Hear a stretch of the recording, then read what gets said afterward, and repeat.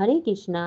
कार्तिक माह का चौथा अध्याय। नारद जी ब्रह्मा जी से कहते हैं, ब्राह्मण, कार्तिक मास में जो दीपदान होता है उसका महत्व कहिए। ब्रह्मा जी कहने लगे कि हे पुत्र, दीप चाहे स्वर्ण का हो या चांदी का या तांबे का या आटे का या मिट्टी का हो, अपनी श्रद्धा अनुसार कार्तिक मास में दान करना चाहिए। ऐसे करने से सब पापों का नाश होता है। दीपक भगवान की मूर्ति के आगे अथवा तुलसी के वृक्ष के समीप जलाना चाहिए।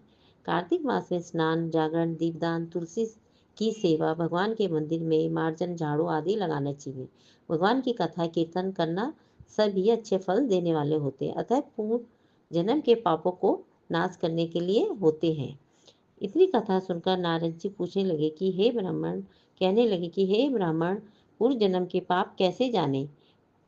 ब्राह्मण कहने लगे कि हे पुत्र, ब्रह्म हत्यारा, श्रेय योगी, गुरु स्त्रीगामी, कुंठी और सोने की चोरी करने वालों के नखून खराब हो जाते हैं और मदिरा पीने वालों के दांत खराब हो जाते हैं। इस प्रकार पूर्व जन्म के पापों से मनुष्य पहचाना जाता है। यह सब दान, तपस्या, किच व्रत से निवारण होते हैं। अब किच व्रत इसे कहते हैं। एक समय भोजन करने से पात किच, तीन तीन दिन सायकाल और 3 दिन प्रातःकाल भोजन करने से या 21 दिन तक केवल दूध या पानी पीता रहे, यह किट्स व्रत कहलाता है। 4 दिन तक कुछ नहीं खाना, फिर भी सत्तू खाना या छाछ पीना, इसके पश्चात कपड़ा तथा दक्षिणा ब्राह्मण को देना, यह शोभ्य किट्स कहलाता है। कार्तिक शुक्ल चतुर्थी को भगवान का पूजन करना चाहिए। उपवास करके उस रात्रि को जल में स्थित होकर भगवान कृष्ण का पूजन करें तो वह तीनों लोगों को पवित्र होकर वैकुंठ को प्राप्त हो जाता है। यदि स्त्री व्रत करे तो अपने पति की आयु कामना के अर्थ